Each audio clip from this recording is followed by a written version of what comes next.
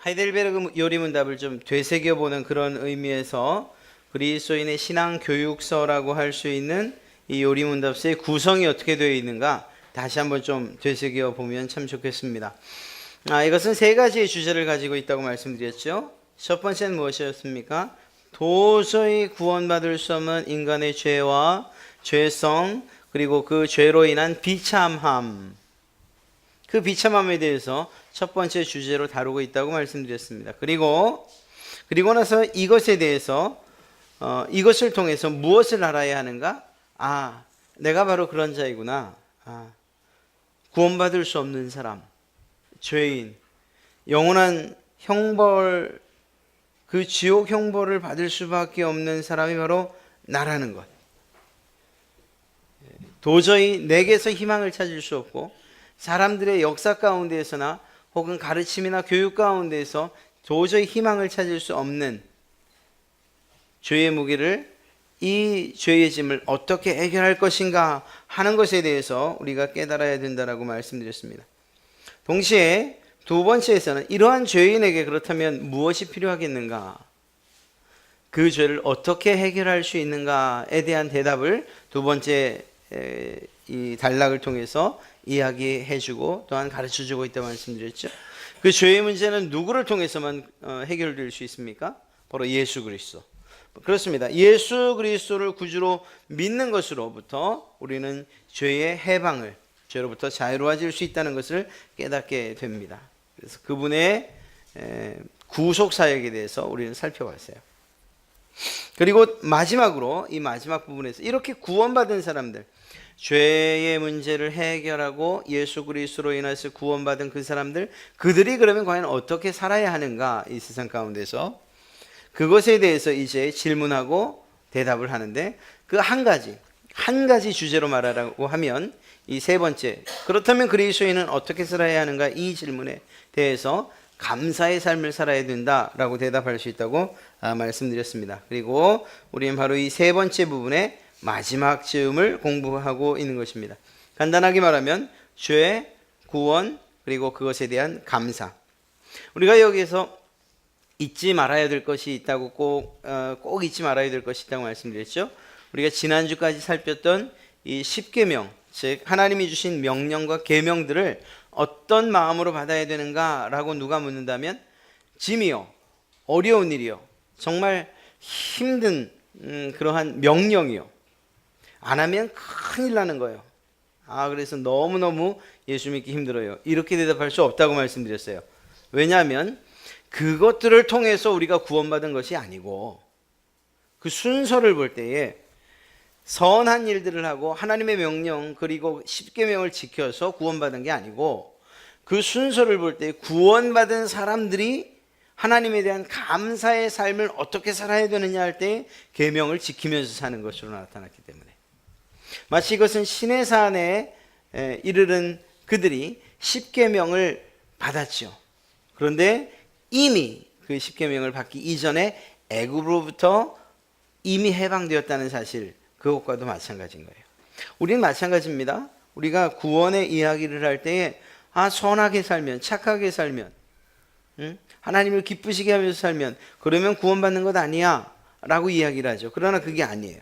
그게 아니고, 우리의 전적인 구원은 우리에게서 찾을 수 있는 것이 아니고 오직 하나님의 은혜와 은총이라는 거죠.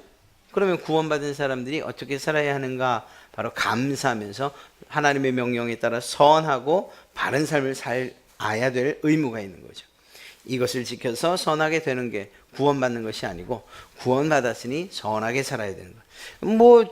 독인 객인 이게 뒤집으나 엎으나 똑같은 얘기 아니에요? 아니에요. 이거 완전히 다른 이야기입니다. 만약에 우리가 무엇인가를 해서 그래서 선해질 수 있다, 구원받을 수 있다라고 한다면 거기에는 조금씩 우리 자신, 즉 우리의 공로, 우리 자기의가 차지하는 비중이 점점 커질 거예요. 내가 이 정도 했으니까 구원받지, 내가 이 정도 했으니까 하나님이 날 사랑하지 않을 수가 없지, 내가 이 정도 했으니까 천국 가는 거 당연한 것 아니야, 이렇게까지 이르게 된다는 거예요. 그런 면에서 볼 때에 우리는 철저하게 그러한 일들을 배격해야 돼요. 아니다, 어떤 일을 통해서도 나는 내 스스로 구원의 반열에 이를 수 없다. 그런 죄인이다라는 사실을 꼭 기억해야 돼요. 그리고 그것으로부터 시작해서 예수 그리스도를 통해서 그리고 구원받은 자들이 이것이 정말 내 노력, 내 의지, 내 힘이 아니라 전적인 하나님의 은혜였구나라는 것을 깨달을 때 하나님께 감사하면서 살아가는 것. 그 감사의 삶에 바로 10가지의 계명이 포함되어 있고 오늘 우리가 살피고자 하는 기도의 내용도 여기에 포함되어 있는 것입니다. 오늘 우리가 배우게 될 4가지 질문에 대해서 묻고 한번 답해 보도록 하겠습니다. 116번째 질문부터 제가 질문하면 여러분이 답해 주시면 참 감사하겠습니다. 왜 그리스도인들은 기도해야 합니까? 기도란 하나님께 드리는 우리의 가장 큰 감사이기 때문입니다. 또한 하나님께서는 은혜와 성령을 계속해서 간절히 구하며 응답해 주심을 믿고 감사하는 자들의 기도를 들어주시기 때문입니다. 어떻게 기도해야 하나님께서 우리의 기도를 들어주십니까? 첫째, 말씀을 통하여 자신을 계시하신 유일하신 참 하나님께 그의 뜻에 합당한 것들을 진심으로 구해야 합니다. 둘째, 우리의 가난하고 비참한 상태를 인정하고 아무것도 숨기지 말며 존귀하신 하나님 앞에서 겸손해야 합니다. 셋째, 비록 우리는 무가치한 존재일지라도 하나님께서는 우리 주 그리스도의 공로로 말미암아 우리의 기도를 들어주신다는 확고한 신앙을 지녀야 합니다. 이것이 바로 말씀을 통해서 우리에게 주신 하나님의 약속입니다. 하나님께서는 무엇을 위해서 기도하라고 하셨습니까? 우리 주 그리스도께서 가르쳐 주신 기도에 내포되어 있는 것처럼 우리가 영육간에 필요로 하는 모든 것들을 위해 기도하라고 하셨습니다. 마지막으로 주님께서 가르쳐 주신 기도는 무엇입니까? 하늘에 계신 우리 아버지여, 이름이 거룩히 여김을 받으시오며 나라의 임하옵시며 뜻이 하늘에서 이룬 것 같이 땅에서도 이루어지이다. 오늘날 우리에게 일용할 양식을 주옵시고 우리가 우리에게 죄 지은 자를 사하여 준 것 같이 우리 죄를 사하여 주옵시고 우리를 시험에 들게 하지 마옵시고 다만 악에서 구하옵소서. 대개 나라와 권세와 영광이 아버지께 영원히 있사옵나이다. 아멘. 네, 이 4가지 질문과 대답에 대해서 살펴보도록 하겠습니다. 여러분이 만약 누군가에게 은혜를 입었어요. 누군가가 여러분을 도왔어요. 참 감사하죠. 그 감사의 표현을 여러분은 어떻게 하십니까? 간단하게는 여러 가지 많은 방법들 가운데서 간단하게는 말로써 할 거예요. 전화를 한다든가 혹은 글을 쓰거나 아니면 직접 찾아가서 말로 전달을 하는 거죠. 글로. 이런 감사의 마음을 담아서 선물을 하는 방법도 있을 겁니다. 이외에도 여러 가지 방법이 있을 거예요. 여러분들만이 하시는 그런 특별한 방법들이 있을 거예요. 이러한 여러 가지 방법들을 통해서 감사해야 함에도 불구하고 충분히 감사해야 될 일임에도 불구하고 그러지 않는다면 은혜를 베푼 사람이나 은혜를 받은 사람이나 이게 감사할 일이라는 것을 알매도 불구하고 아무런 표현을 하지 않는다면 그러면 사실은 그 문제가 좀 있지 않나 이렇게 얘기해도 틀리지 않을 거예요. 왜냐하면 누구나가 보편적으로 은혜를 입으면 기본적으로 감사해야 된다는 것을 알기 때문이죠. 그런데 그것에 대해서 무시하고 그런 것들을 생각하지 못한다면 그렇다면 다음에 우리의 마음이 그렇게 은혜를 베푸는데 좀 인색해지지 않겠나. 물론 사람의 생각이지만 말입니다. 그러한 생각이 들 거예요. 사람과 사람 사이에서도 은혜를 갚는 일 그리고 감사하는 일은 그만큼 중요하다는 것을 이야기하는 거죠. 그들이 해준 것을 생각하면 별거 아님에도 불구하고 우리는 그것을 당연히 여겨요. 그리고 또 그렇게 하는 것이 옳다고 사회적인 통념으로도 우리가 알고 있어요. 하물며 우리를 영원한 형벌로부터 구원해 주신 예수 그리스도의 그분의 사랑과 또한 하나님의 은혜에 우리가 무반응으로 또 무관심으로 우리의 태도를 취한다면, 그렇다면 그 사람을 보고서 하나님께서 과연 기뻐하시겠는가, 이러한 생각을 해보게 됩니다. 이 말은 당연히 감사해야 된다는 거예요. 우리가 예수 그리스도를 믿는다는 이 사실을 통해서 여러 가지 유익들을 얻지만 그 가운데 가장 중요한 원칙적이고도 그리고 가장 중요한 그 은혜가 무엇입니까? 바로 구원의 은혜, 우리를 구속해 주신 하나님의 특별한 은혜 아닙니까?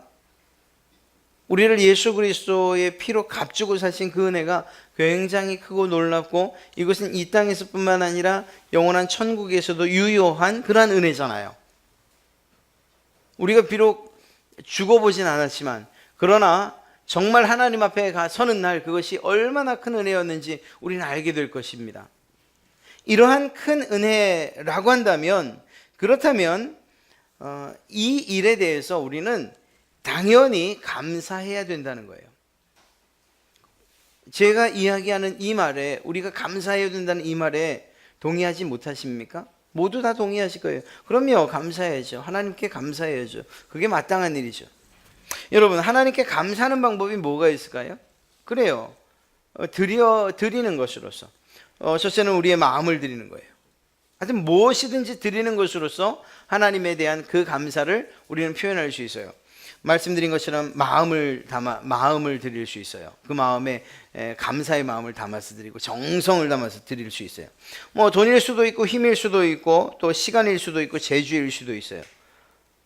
뭐 돈으로 하면 그게 하나님께 드리는 헌금이 될 것이고, 힘과 시간을 드리면 그게 봉사가 될 것이고, 또 우리의 목소리와 재주를 사용한다라고 하면 그것은 뭐 찬양으로 혹은 감사로 혹은 글을 쓰는 일들로, 또 나가서 예배하는 일들로 하나님에게 우리가 감사할 수 있는 여러 가지 방법들이 있습니다. 과연 여러분들은 하나님에게 무엇을 드려서 그 하나님의 은혜에 감사하고 계십니까? 오늘 이러한 감사에 대해서 우리가 살펴보는 거예요. 그런데 뭐가 오늘 좀 핀트가 맞지 않는 것 같지 않아요? 아니, 기도 이야기를 하자더니 왜 감사에 대한 얘기를 하느냐? 오늘 이 45번째 주일을 통해서 하이델베르그 요리문답은 우리들에게 무엇인가를 요청하고 있는 것이 한 가지가 있어요. 그게 뭐냐면, 무엇이 되었든지 간에 이제 내가 하나님께 감사하는 삶을 살겠습니다 라고 다짐하면서, 하나님 명령만 내리세요. 내가 뭐든지 말씀만 하시면 제가 하겠습니다. 제가 생명이라도 드리겠습니다. 제가 최선을 다하겠습니다. 이렇게 하나님의 명령을 지금 기다리고 계시잖아요, 여러분들이. 감사해야 된다는 것도 알겠고, 정말 감사하게 이제 하나님께서 말씀하시면 그 감사의 마음을 담아서 뭐든지 해야지. 그래서 하나님의 말씀과 그 명령을 기다리고 있잖아요. 그런데 이렇게 기다리고 있는 우리에게 이 하이델베르그 요리문답서에서 요청하는 게 뭐냐면 기도예요, 기도. 이게 정말 안 맞는 것 같아요. 좀 색다른 주문이죠. 감사의 마음을 가지고서 하나님이 무엇이든지 시키면 제가 하겠습니다 기다리고 있는데, 기도해라고 말씀하시는 거예요. 왜 여기에서 이상하다, 내가 감사를 한다 그랬는데 왜 기도를 하라고 하실까? 이 문제가 해결되지 않죠. 왜 그런가 하면 기도는 우리가 일반적으로 생각하기를 기도는 요청하는 것으로 생각하기 때문이에요. 하나님, 나 이러한 것 좀 해주십시오. 나 이게 필요한데 좀 도와주시면 안 됩니까? 좀 채워주시면 안 됩니까? 이런 마음이 우리에게 있어요. 그래서 기도는 위로 이렇게 요청하는 것이라고 생각하기 때문에, 아니 내가 하나님 앞에 감사를 드리겠다고 하는데 또 기도를 하라고, 내가 필요한 것들을 요청하라고, 기도하라고, 간구하라고, 이것이 무슨 의미인가 이렇게 생각할 수 있어요. 잘 이해가 되지 않는 거죠. 기도에 대해서 우리가 생각합니다. 일반적인 기도의 형식이 있느냐? 그러면 형식이 없다고 얘기를 해야겠죠. 왜냐하면 급할 때는 형식이고 뭐 없이 그냥 주여 아니면 뭐 그것도 아이고 아버지 이게 정말 아주 간단한 그러나 강력한 기도가 되는 경우가 왕왕 있기 때문이에요. 그런 면에서 보면 기도의 형식이 있느냐? 없다고도 이야기할 수 있죠. 그런데 또 공적인 예배 가운데에서의 기도의 어떤 폼을 보면 기도의 어떤 형식이 있는 건 또 틀림이 없어요. 하나님의 이름을 그 성호를 불러 찬양하고 그리고 감사하고 그리고 우리의 모든 죄악들을 하나님 앞에 아뢰어 용서를 구하고 그리고 우리의 소원을 빌고 예수님의 이름으로 기도합니다. 이런 것들은 기본적인 형식이잖아요. 그렇죠? 이런 것들을 볼 때에 그 안에 하나님을 찬양하는 것과 하나님께 감사하는 부분이 담겨져 있어요. 그러나 이게 완전히 감사가 기도다 이렇게만은 이야기할 수 없다는 거죠. 그럼에도 불구하고 오늘 이 하이델베르그 요리문답에서는 하나님 내가 감사하는 삶을 살고 싶습니다 라고 하는 사람에게 그러면 기도해 라고 이야기하신다는 거예요. 우리의 마음은 좀 아닌 것 같아도 오늘 왜 그렇게 우리에게 기도를 통하여서 감사라고 요청하고 있는가, 이것에 대해서 좀 살펴보고자 합니다. 여러분, 성도들에게 기도가 필요한 이유가 뭘까요? 여러분들은 왜 기도하십니까? 그거는 뭐 여러분이 대답을 안 하셔서 그렇지 간단해요. 우리에게 필요한 게 있기 때문에 기도하는 거예요. 무엇인가 요구하는 것이 있기 때문이죠. 그러면 하나님께서 그것을 어떻게 하시죠? 채워주셔요. 거기서 또다시 감사가 생겨나는 거죠. 무슨 얘기인가 하면 기도는 하나님께서 우리에게 요구하시는 감사의 가장 중요한 부분이라는 거예요. 그리고 하나님께서 기도를 통하여 우리에게 은혜를 주시고 쉬지 않고 또 마음으로 탄식으로 간구하시며 감사하는 그 사람들에게 성령을 주시기 때문이라는 거죠. 감사하는 행위로서 우리가 기도한다. 비록 그 내용이 요청이나 우리의 소원 혹은 때로는 탄식, 즐거움에 대한 표현, 아픔의 표현 이런 것이라 할지라도 그 내용과 상관없이 우리의 기도는 하나님을 향한 감사의 표현이라는 거예요. 기도가 하나님을 향해 우리가 드리는 감사의 표현이라는 이것은 우리에게 기도가 필요한 이유와 같다고 할 수 있어요. 좀 어려운데 그냥 한 가지, 이 두 가지만을 좀 생각해 보겠습니다. 왜 기도를 통해서 감사를 우리는 표현할 수 있느냐? 왜 기도의 행위가 감사냐? 첫째는요, 그 하나님이 기도를 통해서 은혜를 주시기 때문이에요. 하나님께서 우리에게 기도하는 그 내용대로 우리에게 은혜를 베푸시기 때문이에요. 그 은혜에 대해서 또한 우리는 감사하기 때문인 것이죠. 시편 116편 12절에 그리고 14절까지 말씀에 내게 주신 모든 은혜를 내가 여호와께 무엇으로 보답할까? 내가 구원의 잔을 들고 여호와의 이름을 부르며 여호와의 모든 백성 앞에서 나는 나의 손을 여호와께 갚으리로다. 하나님이 주신 그 은혜를 무엇으로 보답할까? 여호와의 이름을 부르고 그리고 나의 서원을 갚는 것으로서 여호와의 이름을 부르고 주께 간구하는 일을 통해서 우리의 감사를 표현한다는 거죠. 여러분, 우리가 하나님께 기도한다는 게 과연 어떤 의미일까 한번 생각해 볼까요? 예를 들면 이렇습니다. 돈이 많은 사람이 있어요. 넘치도록 많은 사람이 있어요. 그런데 그가 가난한 거지한테 가서 혹은 불쌍한 사람들, 정말 자기 혼자 먹고 살기도 힘든 사람한테 가서 돈을 달라고 나를 좀 도와달라고 이렇게 요청하나요? 뭐가 이상하죠? 힘 있는 사람이 힘 없고 백 없는 사람에게 찾아가서 힘과 능력이 필요하니까 나 좀 도와주십시오 이렇게 이야기하는 법이 있나요? 그것도 없습니다. 건강한 사람이 정말 약하고 언제 죽을지 모르는 그런 사람들에게 가서 내 건강 이거 유지하려면 어떻게 해야 되는지 그거 묻고 또한 요청하는 사람이 있어요. 공부 잘하는 학생이 못하는 사람한테 가서 자기 친구한테 나 공부 좀 잘하려면 어떻게 해야 되냐 이렇게 묻는 거 보셨어요? 이게 무슨 말인가 하면 적어도 진심으로 하나님 앞에 나와서 하나님의 이름을 부르며 기도하는 그 사람은 어떤 생각을 우리가 가지고 있어야 되느냐? 하나님이 나와는 비교할 수 없는 그러한 무한한 능력을 가지신 분이라는 것을, 그러한 생각을 가지고 나와 기도한다는 거예요. 그런 마음으로 나와서 기도해야 된다는 거예요.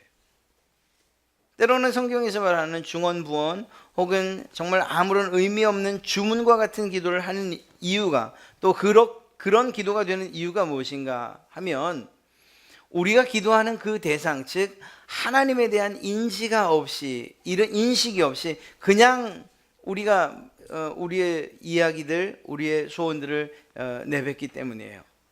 여러분의 기도가 온전히 응답되기를 원하신다면 우리는 내가 누구에게 기도하고 있는가에 대한 인식을 먼저 해야 되는 거죠. 그리고 내 기도를 들으시는 그분이 어떤 능력이 있는가에 대해서 우리는 확실히 믿고 기도해야 되는 거예요. 여러분, 앞서 말씀드린 것처럼 많은 것을 가지고 힘 있고 능력 있고 건강한 사람이 그렇지 못한 사람한테 가서 구하는 법은 없어요. 이 말은 무슨 말인가 하면, 우리가 모든 것들을 가지고 있다고 생각하면서, 그리고 그런 마음을 가지고 하나님 앞에 나와서 하나님 날 좀 도와주십시오라고 말하는 것은 어떤 면에서는 가식이 될 수 있다는 거죠. 사실이 아닌 거예요. 그러니까 성경에서도 말하는 것처럼 우리가 빈 마음을 가지고, 상한 심령을 가지고 주님 앞에 나와야 되는 거죠. 그리고 그것을 치료하시고 채우실 수 있는 분이 바로 하나님이시라고 우리는 믿고 그분 앞에 나와 기도해야 한다는 것입니다. 여러분, 이렇듯이 우리의 소원과 우리의 기도를 반드시 들으시고 응답하실 수 있는 분이라고 하나님을 인정하는 사람들만이 진정한 기도를 할 수 있는 것이고, 그러한 자세로 하나님 앞에 나와 기도하는 그것을 하나님이 기쁘게 여기신다는 것입니다. 여러분, 한나를 보세요. 한나가 정말 술 취한 사람처럼 얼굴이 벌개져가지고 간절히 울면서 기도했던 이유가 뭐예요? 내가 이렇게 간구하면 하나님이 내 기도를 들으시고 응답하신다고 믿었기 때문에 그 자리에 나와서 정말 눈물을 흘리면서 기도했던 거죠. 엘리야가 7번씩이나 무릎 사이에 머리를 정말 바꾸서 기도했던 이유가 뭐예요? 하나님께서 이 기도를 반드시 들으실 것이라는 것을 알았기 때문이죠. 하늘에서 불이 내려서 하나님께서 살아계심을 보이셨던 그분이 이제는 비도 내리게 하실 것이라는 것을 알았기 때문에 그렇게 7번까지 포기하지 않고 기도했던 거죠. 히스기야 왕이 왜 그 벽을 바라보면서 정말 하나님께 간구하고 다른 것 바라보지 않고 그 하나님만 의지하고 기도했습니까? 하나님께서 자기의 병을 고치실 것이라고 확신했기 때문이죠. 사랑하는 성도 여러분, 시편의 수많은 기자들의 그러한 기도의 내용들을 보셨어요? 그들의 기도가 얼마나 절박하고 절절합니까? 그들이 왜 그렇게 하나님 앞에 간구하고 있습니까? 때로는 기도로, 때로는 부르짖음이라고, 때로는 통곡이라고, 때로는 간구라고 그렇게 표현하면서 나의 이것들에 귀를 기울이십시오, 이런 기도와 이러한 시를 왜 남겼습니까? 하나님의 얼굴을 제발 내게서 숨기지 말아 주십시오, 이러한 간구를 왜 합니까? 하나님에게만 능력이 있다는 것을 그들이 믿었기 때문인 것이죠. 하나님께서 그것을 기쁘게 여기셨던 것이고, 아니 구약시대의 사람만 그랬어요? 아니죠. 예수님의 제자들도 그랬죠. 사도들도 그랬죠. 당장 예수님도 그러셨죠. 또한 종교 개혁자들도 그랬고, 또한 교부들도 그랬고, 우리가 아는 기도의 사람 조지 밀러, 주기철 목사님, 손양훈 목사님, 기타 등등, 지금 이 시대, 지금 우리와 동시대를 사는 많은 기도하는 분들, 많은 그리스도인들, 그분들이 왜 기도합니까? 왜 하나님께 기도하십니까? 여러분들은 왜 하나님께 기도하십니까? 그렇습니다. 하나님께서 여러분들의 기도를 들으실 만한 능력이 있다고 생각하기 때문에 우리가 기도하는 거죠. 우리는 이러한 기도를 통해서 하나님 앞에 올려드리는 우리의 요청만 한다고 생각하지만 그렇지 않다는 것을 오늘 우리가 알아야 되는 것입니다. 왜냐하면 우리가 드리는 이 기도를 하나님께서 기뻐 받으실 뿐만 아니라 이것이 하나님에게 드리는 큰 감사가 된다는 사실을 믿으시길 간절히 축원합니다. 그래요, 하나님께서 은혜를 주시잖아요. 우리의 간구하는 것을 통해서 우리에게 은혜를 주시잖아요. 그리고 또 그 은혜에 대해서 우리는 감사로서 보답하잖아요. 자, 이러한 일들을 꼭 기억하셔야 됩니다. 어린아이들이 자기가 뭐든지 할 수 있다고 말해요. 난 뭐든지 할 수 있어 라고 얘기해요. 넘어졌다고도 혼자 일어나려고 해요. 그리고 뭘 해도 뭐 음식을 먹는 거든 아주 질질 흘리면서 먹어도 자기가 할 수 있다고 그렇게 얘기를 해요. 혼자 걸으려고 하고. 그런데 사실 정확하게 하려면, 그리고 또 완전하게 하려면 부모들의 도움이 필요할 수밖에 없는 거예요. 되지도 않는 일들, 특별히 위험한 일들을 하면서 그것을 자기 혼자 하겠다고 하는 것을 그냥 두고 보는 부모들은 없어요. 오히려 그러한 문제를 만날 때에 자기의 모습을, 그런 아이들은 없지만 자기의 상황들을 확실히 인지해서 아버지 혹은 어머니에게 도움을 요청하는 아이가 있다면 그 아이가 지혜로운 자인 것이죠. 지혜로운 아이인 거예요. 또 그 부모들은 그것들을 기꺼이 해줘요. 기꺼이 즐거움으로 해주죠. 하나님께서도 마찬가지 아니겠습니까? 우리의 기도가 하나님의 도우심을 구하는 기도라는 거죠. 동시에 하나님의 능력과 그리고 위엄을 인정하는 그것이 바로 기도이기 때문인 거예요. 마치 보험을 하는 것처럼 확실하지 않은 어떤 일들을 구하는 것처럼 우리가 기도하지 않지 않습니까? 하나님께 기도한 것들은 반드시 응답된다고 믿고 기도하는 거예요. 그러면 하나님께서 그것을 이루셔요. 그 일을 이루실 때 하나님께서 행하시는 놀라운 능력이 나타나고, 그리고 그분의 위엄이 나타나고, 또 그 일을 통해서 하나님의 영광을 받으셔요. 이러한 상호적인 이 모든 관계가 무엇으로부터 시작됩니까? 기도를 통해서 시작되는 거예요. 그래서 기도는 우리의 요청인 것과 동시에 우리의 감사를 하나님께 올려드리는 최고의 방법이라는 것입니다. 그래서 우리는 기도해야 되는 거예요. 세상의 악인들은 그렇지 않아요. 욥기서 21장 14절부터 16절 말씀을 보면 세상 사람들은 간구하는 것, 기도하는 것, 이것 자체를 하려고 하지도 않아요. 왜요? 하나님을 인정하지 않기 때문에. 뭐라고 기록되어 있습니까? 그런데도 악한 자들은 자기들을 그냥 좀 내버려 두라고 하나님께 불평을 한다. 욥이 하는 말이에요. 이렇게 살면 되지, 하나님의 뜻을 알 필요가 무엇이냐고 그렇게 말한다. 전능하신 분이 누구기에 그를 섬기며 그에게 기도한다고 해서 무슨 도움이 되겠냐고 한다. 그들은 이 악한 자들 말이에요. 그 악한 자들은 자기들의 성공이 자기들의 힘으로 거둔 것이라고, 이룬 것이라고 주장하지만 나 욥은 그들의 생각을 용납할 수가 없다, 이렇게 얘기하죠. 여러분, 뭐라고 합니까? 악한 자들은 하나님에게 불평해. 나 좀 그만 내버려 두라고. 내가 하나님의 뜻을 알 필요가 뭐가 있냐고. 그냥 이렇게 살면 되지. 내가 하나님께 기도한다고 해서 무슨 도움이 되겠냐고 이야기한다는 것입니다. 이러한 모습, 이러한 악한 무리의 그러한 마음과 그러한 태도들을 바라보며 하나님이 무엇이라고 하겠어요? 정말 악하구나, 정말 악하구나. 하나님의 능력을 인정하지 않는 것이에요. 하나님의 영화로움도, 하나님의 위엄도 인정하지 않는 거예요. 하나님이 대체 뭘 할 수 있겠어라고 말하는 거죠. 이렇게 본다면 기도하지 않는 그 악한 자들과 기도하는 여러분들의 모습은 하나님이 보실 때 천양지차인 거예요.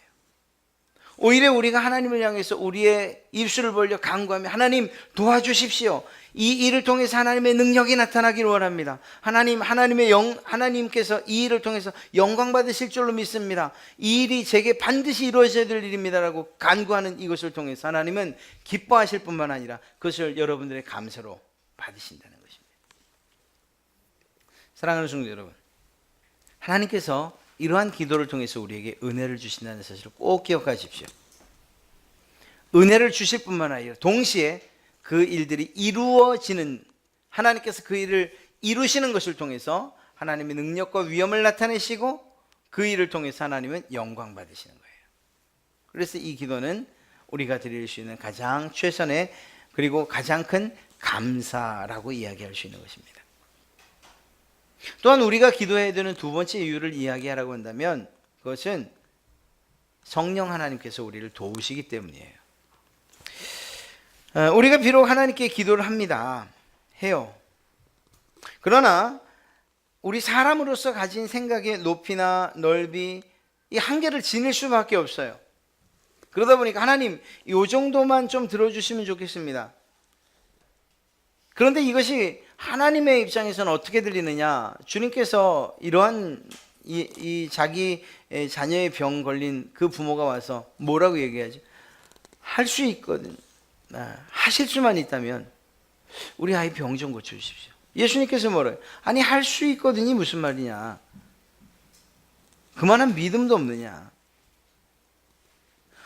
믿는 자에게 능치 못함이 없는데 너는 내가 할 수 없다고 그렇게 전제를 하고서 내게 고쳐달라고 하는 것이냐라고 물으시는 거예요. 사랑하는 성도 여러분, 우리가 하나님께 기도를 해요. 그러면서 우리 스스로 제한을 둔다는 거예요. 하나님께서 과연 이만큼의 거를 할 수 있을까? 내가 하나님이 내게 베푸신 일들을 생각하면 이 정도까지는 내가 경험했는데 그것보다 더 큰 것들을 하나님이 하실 수 있을까? 여러분, 우리가 경험하지 않았기 때문에 하나님의 능력이 제한되어서는 안 되는 거죠. 우리가 경험하지 않았지만 이미 창세기 1장을 통해서 이 세상의 모든 천지만물을 창조하신 하나님의 능력을 우리가 봤잖아요. 이 땅에 오신 하나님이신 예수 그리스도 그분께서 죽은 자를 살리고 병을 고치고 먹이고 입히는 이러한 모습들을, 그리고 자연 만물을 다스리는 그러한 모습들, 특히 그분 자신이 죽음으로부터 일어나 부활을 선포하셨던 것을 우리가 봤잖아요. 그런데 단지 내가 경험하지 않았다고 해서 하나님께서 과연 이것보다 더 큰 일을 하실 수 있을까라고 생각한다면 그걸 뭐라고 얘기합니까? 그게 불신인 거죠. 하나님을 믿지 못한다. 사랑하는 성도 여러분, 그렇지 않아요. 하나님에겐 제한이 없어요. 더 안타까운 건 뭔가 하면 우리의 기도가 성령님께서 도와야 될 가장 큰 이유 가운데 하나를 이야기하라고 하면 우리의 기도는 그 방향성 자체가 바깥쪽으로 이렇게 향해 있질 않아요. 참 안타깝게도 이건 뭐 누구 한 사람만의 이야기는 아니에요. 정말 기도의 위인들 아닌 이상 그냥 보통의 대부분의 그리스도인들은 그 기도가 다 나를 향하게끔 되어 있어요. 그래서 내 기도 조금 넓으면 내 자녀 혹은 내 친지, 그보다 또 조금 더 넓으면 그럼 교회 성도들, 이런 이 범주를 벗어나지 못. 물론 우리가 나라와 민족을 위해 기도하기도 하고 세계를 위해서, 선교를 위해서 기도하기도 해요. 그러나 그 기도의 비중이나 할애하는 부분들을 봐도 내 기도에 비해서는 턱없이 모자란 게 사실이잖아요. 아니 그거를 여러분들 제가 비판하거나 아니면 잘못됐다고 이야기하려는 게 아니에요. 그만큼 우리가 연약하다는 걸 이야기하는 거예요. 그리고 우리의 사고나 우리의 기도조차도 내중심적이라는 걸 말씀드리는 거예요. 이 말은요, 그게 잘못됐다는 것이 아니고 그렇게 부족하다는 것을 말씀드리는 거예요. 그래서 우리의 기도를 도우시는 그분이 필요한 거예요. 왜냐하면 우리의 기도에는 온통 우리의 생각 그리고 우리의 기준, 우리의 삶의 계획들을 중심으로 기도가 되기 때문인 거죠. 그러나 하나님께서는요, 더 높으신 곳에서, 더 먼 곳에서, 그리고 더 길게 바라보시면서 이 온통 나 하나뿐만이 아니라 나와 연결된 사람들, 그리고 그 사람들을 통해서 연결된 온 우주 만물들을 창조하셨을 뿐만 아니라 유지하고 보존하고 계시잖아요. 지금도. 그런 분이 볼 때에 나 하나만을 위해서 기도하는 그 기도는 부족하고 연약할 수밖에 없는 거예요. 그래서 하나님이 어떻게 하셔요? 여러분 안에 두신 성령님을 통해서 하나님이 기뻐하시는 뜻이 무엇인지를 여러분들을 통해 간구하신다는 거예요. 말할 수 없는 탄식으로 간구하신다고. 오늘 우리가 읽은 바가 바로 그것 아닙니까? 성령도 우리의 연약함을 도우시나니 우리는 마땅히 기도할 바를 알지 못하나. 기도를 모른다는 게 아니에요. 하지 않는다는 것도 아니에요. 알아요. 근데 그게 협소해요. 그 한계가 매우 제한적이에요. 내 중심이에요. 그러나 이러한 기도와 다르게 성령님께서는 말할 수 없는 탄식으로 우리를 위하여, 그리고 하나님의 뜻이 우리의 삶 가운데 이루어지기 위하여 기도하고 계신다라는 것입니다. 사랑하는 성도 여러분, 우리의 기도가 나나 혹은 가족에 국한되는 그런 개인적인 기도로 그냥 늘 머무르시기만을 바랍니까? 더욱이 개인의 혹은 가족의 건강 혹은 돈이나 직업이나 직장, 사업, 학업, 승진, 취업, 어떤 일에 대한 합격, 성공, 뭐 이런 것들, 이런 것들만을 복이라고 여겨서 그것들만을 구하는 그런 기도로 그냥 머무르길 원하십니까? 그래서 하나님이 보실 때 참 연약한 기도, 자기중심적인 기도, 기도의 범위가 매우 제한되어 있는 그런 기도로 우리의 기도가 그렇게 머무르기를 원하십니까? 만약 그렇지 않다면 오늘 우리가 읽었던 말씀과 또 오늘 하이델베르그 요리문답을 통해서 우리의 믿음의 선배들이 일러주는 바대로 우리의 기도를 내가 아니라 성령 하나님께서 기도하시도록 그분의 도움을 구해야 될 줄로 믿습니다. 그런 면에서 이러한 기도는 우리에게 참으로 감사한 그러한 감사의 이유가 되고 또한 감사 자체가 된다는 것이에요. 성령님께서 도우시니까, 하나님께서 우리를 도우시니까 그 일처럼 감사한 일이 없어요. 성령 하나님이 바른 기도를 하시죠. 올바른 기도를 하시고 목적 있는 기도를 하시고 그리고 우리들에게 유익한 기도를 하시고요. 무엇보다 하나님의 생각과 성령 하나님의 생각이 같다는 사실에 대해서, 왜냐하면 그분은 그분이시니까. 즉 우리의 기도가 하나님의 뜻을 바로 구하는 기도가 될 수 있는 유일한 그러한 방법이 있다면 우리 가운데 계신 성령님께서 대신 우리를 위하여 간구해 주시는 이 일이 있을 때 비로소 우리는 하나님의 뜻에 합당한 그리고 일치되는 기도를 할 수 있게 될 것이라는 거예요. 그런 면에서 이것이 얼마나 감사한 일이냐는 거죠. 이러한 기도를 통해서 하나님은 우리 가운데 역사하시고 우리의 간구를 들으시고 그러면서도 하나님의 그 주권을 행사하시고 하나님께서 원하시는 바 하나님의 나라를 향해서 우리가 걸어갈 수 있게끔 해 주십니다. 과연 어떻게 기도할 때에 우리의 기도를 들어주시는가? 그것은 오늘 여러분들과 함께 읽고 대답했던 그 말씀에 있어요. 진심으로 구해야 하고요. 즉 다시 말해 하나님의 뜻에 합당한 기도, 내 중심이 아니라 하나님의 뜻에 합당한 기도. 이것을 위해서는 뭐가 필요하다고요? 성령님의 도우심이 필요하다고 말씀드렸잖아요.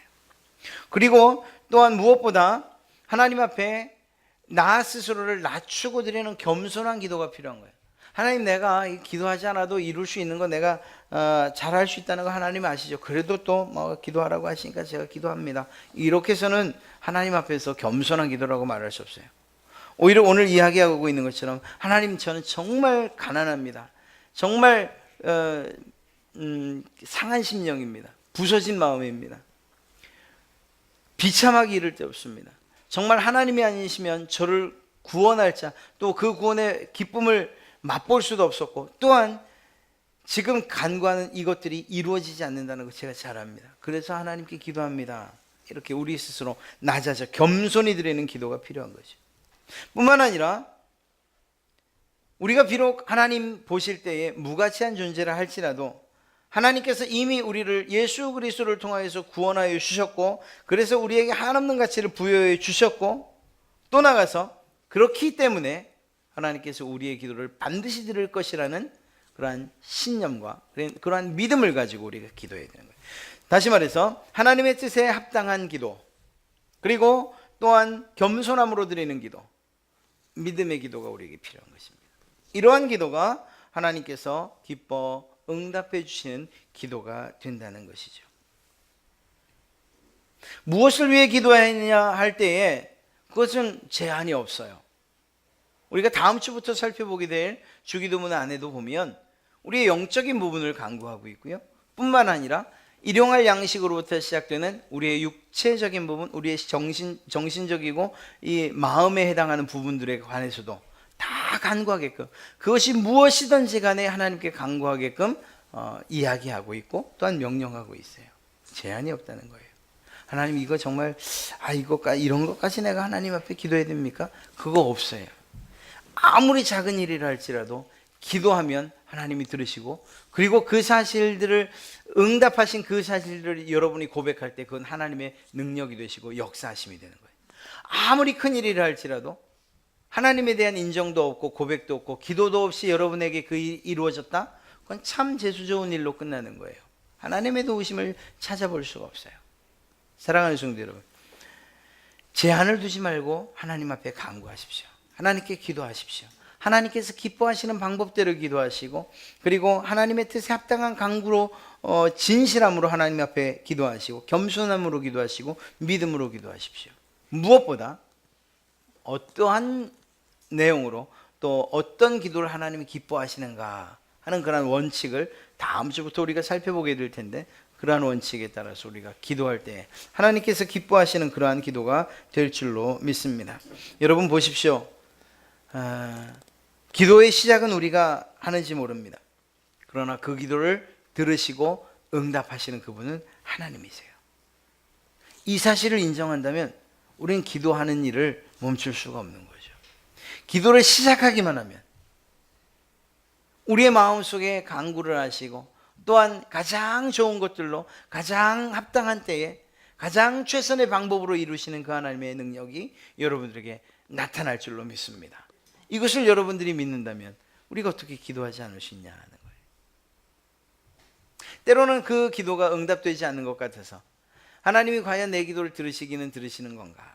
이게 벌써 몇십 년이 지났는데도 여전히 변화되는 것 같고, 여전히 하나님이 과연 그 기도를 이루실 능력이 없어서인가? 아니죠. 하나님께서 생각하시고 하나님께서 계획하신 때가 있고 방법이 있기 때문이죠. 좀 더 견딜 만한 분이 여러분이라고 믿으셨기 때문에 여러분들이 참게끔, 견디게끔, 그리고 그 긴 시간 동안 기도하게끔 하시는 거죠. 하나님께서 그 기도를 응답하시는 그날, 여러분들의 그 안에서 솟아오르는 기쁨, 그 기쁨이 얼마나 클지를 하나님이 아시는데, 여러분들의 기도를 그냥 모른 척하고 이거는 그냥 네가 알아서 해, 이렇게 이야기하시는 것들이 과연 있겠습니까? 그렇지 않습니다. 사랑하는 성도 여러분, 이제 우리가 앞으로 남은 시간들 기도에 관해서 이제 살펴볼 텐데, 그렇습니다. 이러한 기도를 통해서 하나님께서 기뻐하시는 일들이 우리의 삶 가운데에 차고 넘쳐야 할 것이고, 또한 올바른 기도를 통해서 우리가 과연 구할 것들을 구하고 있는지 우리를 다시 한번 돌아보면서 하나님이 기뻐하시는 것들을 간구해야지. 이것이 단지 지식만이 아니라 우리의 기도의 경험에도 유용하게 적용이 되어져서 하나님께 감사하며 찬송 올리며, 그러면서도 우리의 간구를 아뢰고, 이 모든 일들이 이루어졌을 때 하나님께서 영광 받으시고 또한 찬송 받으실 만한 그러한 일들로 우리의 기도가 정말 아름답게 사용되기를 소원하면서 이 기도에 관한 내용들을 우리가 공부했으면 참 좋겠습니다. 사랑하는 성도 여러분, 두 가지는 꼭 기억하십시오. 여러분들이 기도할 그때에, 기도를 시작하는 그때에 하나님께서 여러분의 기도에 이미 들으시고 응답하여 은혜를 베푸실 줄로 믿습니다. 여러분이 기도하실 그때에 연약하고 부족한 우리의 기도를 이미 하시는 그분께서 성령님의 말할 수 없는 탄식으로, 그리고 도우시는 도우심으로 여러분의 기도를 힘있게 도우실 줄로 믿습니다. 그리고 그 기도를 통해서 하나님께서 영광 받으시고 또한 우리의 감사와 찬송을 받으실 줄로 믿습니다.